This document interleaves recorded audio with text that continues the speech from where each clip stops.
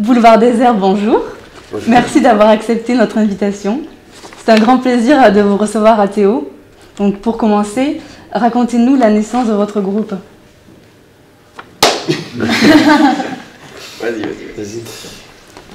Donc le groupe il est né en 2004, donc au lycée Marie Curie, pas loin d'ici, où j'étais avec Sylvain donc, et mon frère Jean-Noël, ainsi que le bassiste Laurent qui n'est pas là aujourd'hui, Laurent Garnier. Donc voilà, dans une cour de récréation un peu comme celle-là, avec quelques arbres en plus, on s'est dit que voilà, on jouait tous de la musique, on s'est dit que ce serait sympa de monter un projet en commun, dans lequel on pourrait aussi travailler en composition. Parce que Sylvain avait déjà un groupe en fait, avec Laurent, mais il faisait uniquement des reprises. Donc on a monté ce groupe-là. Dès le début, ça s'est appelé Boulevard Désert. Et voilà, au fil des années, il a grandi et puis il est devenu ce qu'il est devenu aujourd'hui.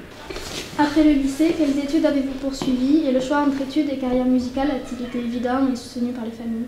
Donc, moi, oui, j'ai fait des études, j'ai fait une licence en génie civil. J'ai pu faire un peu des deux en même temps parce que encore le groupe n'était pas assez gros pour faire des concerts toutes les semaines, quoi.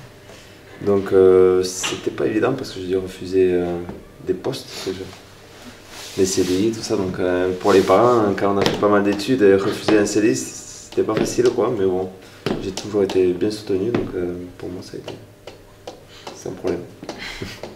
Et ça? Alors j'ai eu mon bac en 2012, ici. Et ensuite j'ai fait 2 ans de médecine, 2 ans de première année.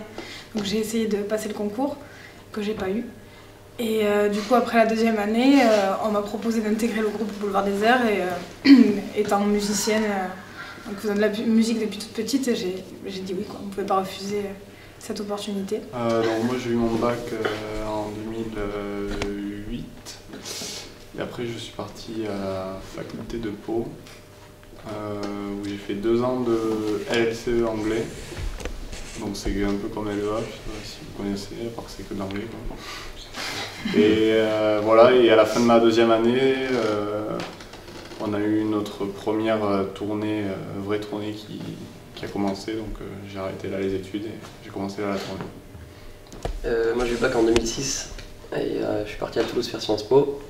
Ça s'est bien goupillé puisqu'à la fin de Sciences Po, quand j'ai eu mon diplôme en 2011, c'était le début de la première tournée du groupe, donc j'ai pu finir mon diplôme tranquillement. Et ça s'est fait très progressivement, l'explosion entre guillemets du groupe, donc les parents c'est passé en douceur, quoi. On n'a pas tout quitté du jour au lendemain.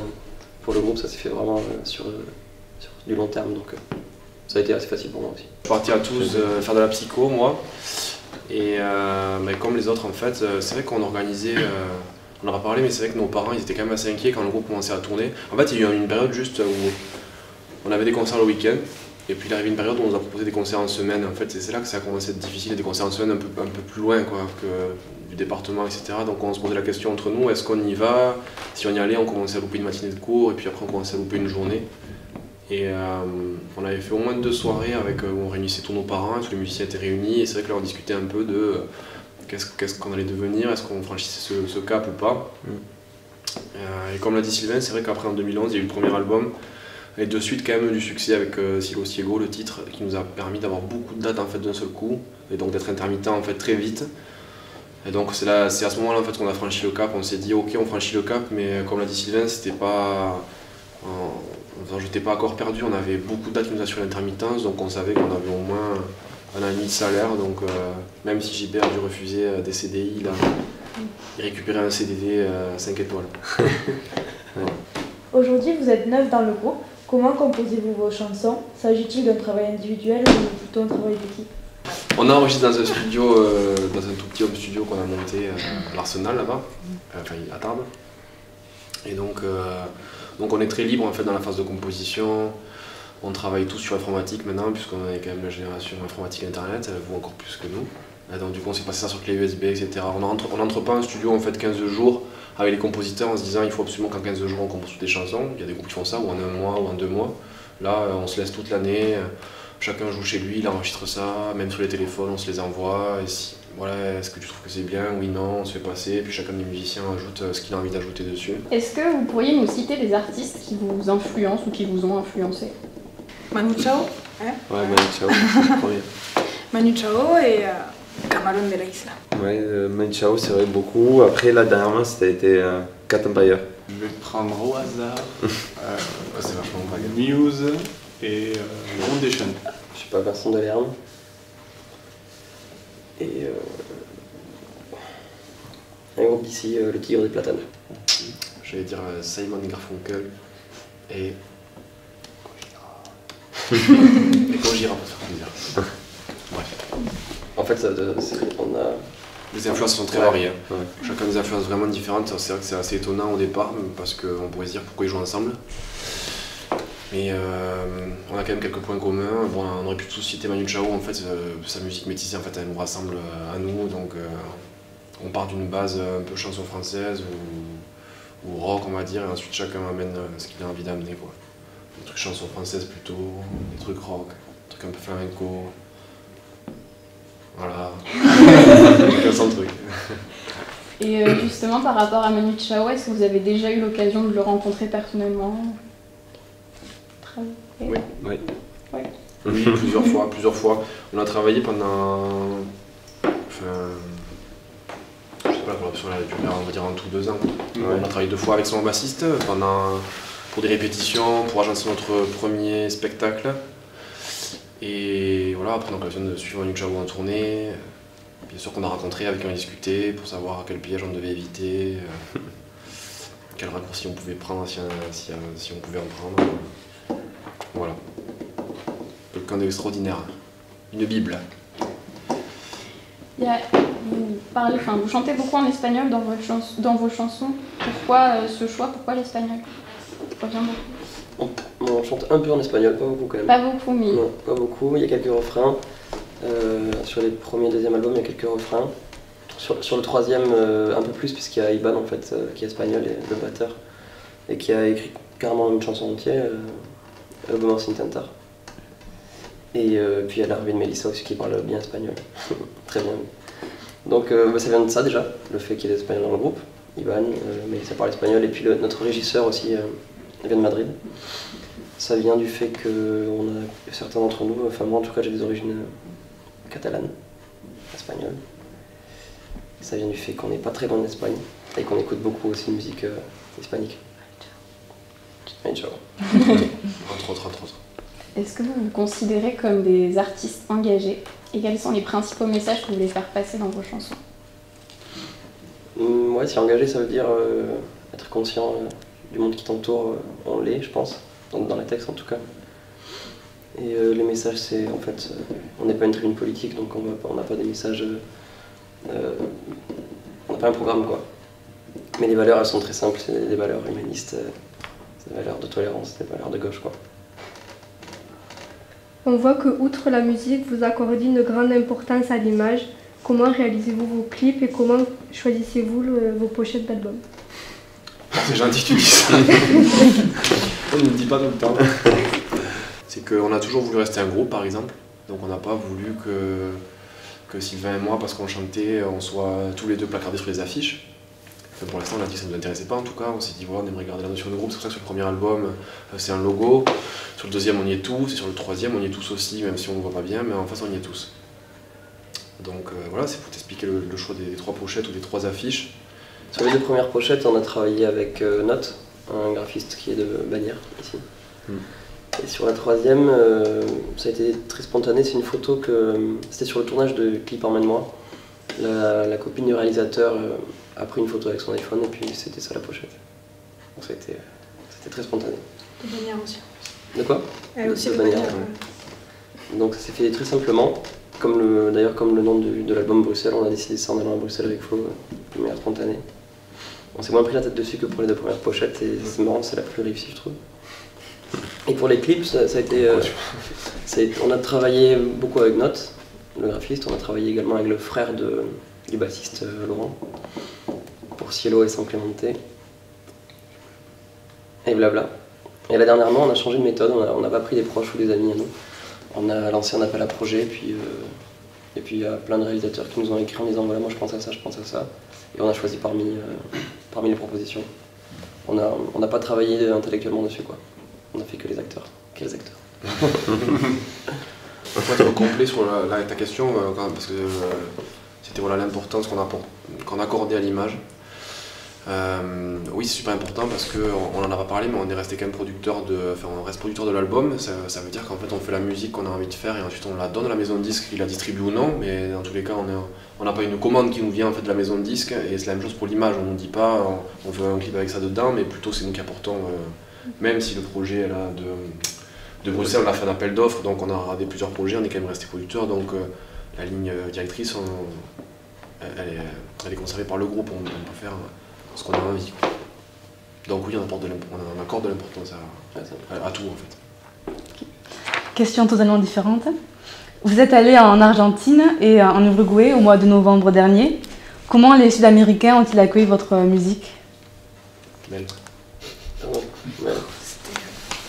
Non, ils l'ont très bien accueilli, ils nous ont très bien accueillis aussi, et c'est ça qui était intéressant puisque contrairement à nos concerts en France ou dans les pays francophones, il y a quand même la barrière de la langue puisqu'ils ne pouvaient pas bénéficier de la compréhension des paroles. Voilà, mais bon, du coup ils reprenaient les thèmes chantés monosyllabiques. Donc voilà, et du coup on communiquait que par la musique. Donc c'était une expérience incroyable de voir des gens qui ne comprennent pas ce que tu dis chanter en chœur. C'est fort. On essaie de parler un peu espagnol aussi, entre les morceaux. On a fait des efforts. Et c'était chouette, ouais. Parce que là-bas, en fait, on repart à zéro, personne te connaît, et tu recommences comme au début, quoi. Tu fais des premières parties, tu joues dans des petits lieux. C'est sympa. Et puis surtout, tu es de l'autre côté de l'Atlantique grâce à ta musique. Donc c'est intéressant. Sympa. Vous sillonnez aussi les routes de France. Vous avez même joué au Pic du Midi de Bigorre. Dans quel lieu rêvez-vous encore de vous produire? Stade de France. Merci. Évidemment. Non, il y en a plein. Déjà le parc BLR, ça va être sympa quoi. C'est pas un gros rêve, le lieu quand même. C'est quand même. Il n'y a jamais eu de concert là-bas. On pensait pas que ça puisse se faire et quand on s'est dit bon on va faire une belle date à Tarbes en 2016, on va en faire qu'une dans le 65, ça sera à Tarbes, ça fait longtemps qu'on n'avait pas joué ici. Et c'est vrai quand on a parlé on s'est dit ce serait trop bien de le faire au parc Bel-Air à côté de Marie Curie, là où on allait souvent. Et on se disait bon ça m'étonnerait que ce soit possible parce que c'est un parc, il n'y a jamais eu de concert, c'est pas fait pour à la base. Et finalement si, ça va se faire, ouais. Donc on aime bien faire des trucs dans des lieux atypiques comme ça. Ouais. Ouais, voilà, c'est pas forcément les plus grands trucs qui nous font rêver, même si JB me dit le Stade de France, même si j'aimerais bien qu'on le fasse peut-être un jour, mais par exemple, tu as cité le Pic du Midi dans ta question. Si tu m'avais posé la question il y a un an, jamais je t'aurais dit le Pic du Midi parce que j'y pensais pas, mais effectivement, ce concert-là était vraiment à part, quoi. C'était génial à refaire, donc s'il y a d'autres lieux comme ça un peu atypiques où on peut aller, ce sera super. C'est pas forcément les plus grands qui sont les mieux. Pourriez-vous nous raconter votre meilleur souvenir de concert ou une anecdote de tournée? C'était au Trianon à Paris. C'était le 20 novembre, donc 7 jours après le 13 novembre, 7 jours après les attentats à Paris. Dans une salle parisienne au Bataclan, juste à côté. Et donc voilà, une semaine après, on est remonté sur scène. Et c'était hyper bizarre. Et c'était très fort surtout. Et il y avait plein de gens, enfin c'était complet, donc les gens étaient venus passer cette soirée avec nous. On avait vraiment besoin de ça et c'était un moment très très particulier. À cause de malheureusement ce qui s'était passé, j'espère qu'on ne reverra plus jamais ce moment particulier, mais c'était très fort. Ouais. Les gens nous ont donné une énergie que c'était un peu démesuré. Ouais. C'était génial. Moi je crois le Pic du Midi, c'est vrai que c'était fort. Moi, c'est le moment le lieu quoi. C'est plus pour le lieu que pour l'ambiance quoi. Ouais. Mais du coup ça a créé aussi une ambiance. Enfin, et quand on était les cuivres, à un moment donné, on faisait une phrase au cuivre. Et d'habitude, on le joue au public ou vers un musicien. Et là, ce jour-là, on s'était tourné vers les montagnes. Je me souviens de ça. Et donc, du coup, on s'était tourné et paf, on a joué sur une mer de nuages avec les montagnes qui... Enfin, c'était le coucher de soleil en plus, c'était le moment du coucher de soleil, c'était magique, quoi. Alors, moi, je citerai la première partie de Trio à Paris. Donc, c'était à Paris-Bercy, donc qui a été renommé d'ailleurs. Et voilà, enfin, c'était super parce que c'était dans une salle immense, puisque c'est 18 000 personnes, je crois. Et donc, du coup, c'est quand même particulier, quoi. Normalement, ça t'arrive pas tous les jours d'être face à 18 000 personnes, donc il y a, autant visuellement qu'au niveau de l'ouïe, il y a des trucs qui se passent. Donc, ouais, ça c'était, parce que c'était extraordinaire dans tous les sens du terme. Donc ça, ouais, c'était fort en émotion. Voilà, moi pour plomber l'ambiance, je vais vous raconter un truc auquel je pense. Vas-y. Pour montrer qu'il n'y a pas que des bons côtés. Enfin si, il y a plein de bons côtés, mais... un autre trompettiste qui est pas là aujourd'hui, qui est à Montagne, qui ça lui est arrivé... En fait ça lui est arrivé 2 fois, donc tu vois, je me mélange un peu les trucs, mais ça lui est arrivé sur 2 tournées. Le premier concert de la tournée, qu'on fait l'année dernière, donc c'était à Toulouse. Ouais. Oui, j'avais oublié, moi aussi, je mélangeais avec l'autre. Je sais plus quel morceau c'était, on est en train de jouer, et puis je me retourne, plus de trompettiste sur scène, parce qu'il joue derrière moi donc. Et je me retourne, je le vois pas, je me dis merde, c'est pas normal, il devrait être là normalement, on a un concert aujourd'hui, tout le truc. En fait, il avait fait un malaise et c'est déjà arrivé. Là, c'était le premier concert de la tournée, alors je sais pas si c'était trop chargé en pression, donc on arrive quand même des morceaux où il y a des passages clés de trompette au loin où t'es pas là, donc c'est vrai que ça c'est des moments où t'es sur scène en fait, donc tu te retournes, tu vois qu'il n'y a plus ton mec, tu te dis comment on va jouer les prochains morceaux, tu te retournes vers les gens, tu souris pour montrer que en fait tout est prêt, tout est voilà. Donc voilà, c'est une anecdote à laquelle je pense. Votre concert à Tarbes le 17 juin, devant près de 5000 personnes. Est-ce important pour vous de venir jouer ici à Tarbes alors que la veille vous vous produisez vers l'Olympia? Je sais pas si on a 5000 personnes. Hein. Si. Pas loin, ouais. 10 000. Ce sera pas loin. En tout cas, il y aura beaucoup de monde, ouais, ça c'est sûr. Et c'est important, c'est important pour nous de jouer ici, ouais. C'est important aussi de ne pas y jouer trop souvent, parce que les gens en auraient marre, et puis nous aussi. Mais une fois par an, on a pris l'habitude de se produire dans le 65 ou à côté. Avec des comités, on a fait Orléans, Lille, Gers, Tournaille, Ibos. Et cette année c'est Tour de Tarbes. Donc voilà, on a fait ça dans ce lieu atypique dont on parlait tout à l'heure, le parc Bel Air. Et tu disais oui, la veille on est à l'Olympia, pas de... Ouais, c'est vrai que ça n'a rien à voir, mais c'est tout aussi important. Mais comme je te disais tout à l'heure, c'est pas forcément les concerts les plus grands ou les plus... Bien sûr l'Olympia c'est prestigieux. C'est vrai que c'est quand même à part le concert Olympia, ce serait mentir de dire que c'est pas à part, mais il est à part, ça veut pas dire qu'il sera beaucoup mieux que celui de lendemain, ni moins bien, mais il y a le concert Olympia qui est à part, et il y a celui du Parc Bel Air qui sera aussi à part, quoi. Je dis pas ça parce que c'est celui de tard, mais c'est vrai que ça sera à part, comme dit Sylvain, on n'a jamais joué, il n'y a jamais eu de concert au Parc Bel Air, enfin, si vous êtes déjà allé, il n'y a pas une pile électrique. On a du mal à se dire comment on va y mettre 5000 personnes, et voilà, pourtant ça va se faire, donc voilà, après c'est important parce que on a nos familles ici, nos copains, ceux qui ont commencé à nous suivre au début, donc ça nous fait plaisir de les retrouver, quoi. Vous êtes suivi par plus de 50 000 fans sur Facebook, vous remplissez de plus en plus de salles et vous êtes invité sur les plateaux télé. Est-ce facile à vivre et comment faites-vous pour garder les pieds sur terre? Ce qui empêche de prendre la grosse tête, ou en tout cas de garder les pieds sur terre, fondamentalement je pense que c'est les 10 années qui ont précédé cette réussite entre guillemets. Et que les familles qu'on a aussi. Et qu'on a, on a galéré entre guillemets. On en a fait des trucs difficiles, chiants et nuls, vraiment, avant d'y arriver.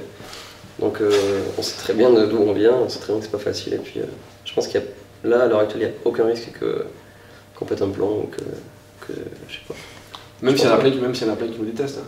Ouais, puis c'est vrai que c'est du quotidien, quoi. Ouais. Parce que même au quotidien, quand même, il y a quand même du travail tous les jours pour essayer de maintenir. Et nous, on espère du coup progresser toujours, mais là, on passe pas la journée à rien faire et à gagner 20 000 € par jour et à se dire c'est cool, on est arrivé, on a tout ce qu'on est les rois du monde. On travaille tout le temps, quoi. Donc bon, du coup, c'est vrai qu'on a... On a plein d'échecs, on a plein de réussites, on est sûr des échecs, donc du coup, forcément, ça te calme. Ben, je pense que les familles qu'on a, elles ont des valeurs assez communes déjà, ça nous aide pas mal parce qu'on rentre chez nous, même si on n'est plus dans nos familles, elles nous ont quand même inculqué ça. Et ensuite, comme il dit Jeannot, on a au moins pour quelques-uns cette culture de la gagne et de la progression sans cesse. On est toujours en train de se dire ce qu'on a fait c'est bien, mais on veut toujours mieux en fait. Là, si je parle pour moi, moi j'ai toujours été comme ça et je me dis tout le temps comment on pourrait faire mieux, comment on pourrait faire. Et donc quand tu te dis ça, il n'y a jamais un état comme il dit, où tu es arrivé, où tu te dis là ça y est, tu vois, j'y suis, c'est bon quoi. Donc sans rien se remettre en question, à se poser beaucoup de questions, ce qui fait que voilà, tu peux pas t'envoler très haut quoi, ou pas très longtemps. Et pour conclure cette interview, est-ce que vous pouvez nous parler un petit peu de vos projets pour l'année 2016 ? Ça va être tourner là. Ouais, c'est... La tournée continue, elle a commencé à Toulouse, comme je disais avec Manu, qui nous a fait un malaise en octobre, et elle continue jusqu'à la fin de l'année. Jusqu'à la fin de l'année, donc il y a beaucoup de concerts en France, à l'étranger. On va commencer tranquillement à stocker des chansons pour l'album d'après, s'il y en a un après. Mais les gros... Plein de choses quoi après. Le gros projet ça va être Tarbes là, parce qu'on s'occupe de pas mal de choses. Aussi, ouais. Et après aussi de la mairie du Sud, puisqu'on essaie d'y retourner et sortir un album là-bas aussi, donc c'est un peu le projet 2016. Mais il y a plein de choses. Puis il y a un autre truc, mais on peut pas le dire. Non. Ah ouais? Ouais. On peut pas le dire. Ouais, je sais pas. C'est quoi? C'est un beau projet. Et c'est vrai que la date à Tarbes va nous prendre pas mal de temps puisqu'on a décidé de collaborer avec le conseil départemental pour cette date et d'aller à la rencontre en fait de personnes qui sont soit en difficulté sociale, financière ou en réintégration, de demandeurs d'asile, etc. Et on va voir comment on les intègre en fait à la soirée qui commencera assez tôt. Et il y aura normalement pas mal d'animations sur le thème du vivre ensemble du vivre ensemble tout simplement. Donc voilà, toute la soirée au sein du parc Bel Air, etc. On va essayer de s'approprier le lieu avec des questions sociales aussi. Avec vous. Avec vous aussi. Avec des élèves aussi. Les élèves, on va retravailler sûrement avec la ferme thérapeutique d'Escala, qui est une sorte de truc indépendant, mais qui relie, je crois, à l'hôpital psychiatrique de Lannemezan. Et on a déjà travaillé avec eux, c'est des enfants en très grande difficulté sociale, mentale. Et le psychiatre là-bas travaille pas mal avec eux, avec de la musique. Et on a eu des résultats assez impressionnants. Enfin, voilà, plein de trucs. Merci de nous avoir accordé cette interview. Merci à vous.